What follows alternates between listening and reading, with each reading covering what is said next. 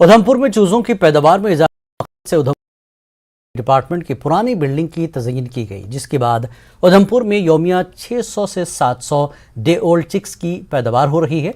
Animal husbandry के अफसर राकेश गुप्ता का कहना है कि पोल्ट्री बेहतर तरीके से काम कर रही है और डे ओल्ड चिक्स को चिनानी पीडीसी फार्म में मुंतकिल किया जा रहा है। उन्होंने कहा कि चूजों की पैदावार में इजाफे से जिले में रोजगार के अवसर दस्तयाब होंगे।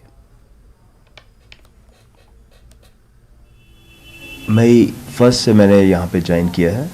यहाँ की हैचरी फंक्शनल है और हैचरी में हमारे डे ओल्ड चिक्स निकलते हैं को हम अपनी चनैनी वाले पीडीसी फार्म में या फिर जो भी जहाँ से डिमांड हो as per the guidelines of the joint director poultry, तो वहाँ पे भेजे जाते हैं।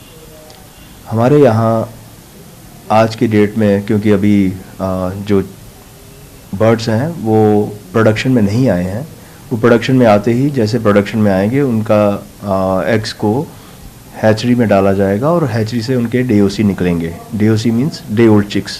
फिर उन चिक्स को डिस्ट्रीब्यूट किया जाएगा डिफरेंट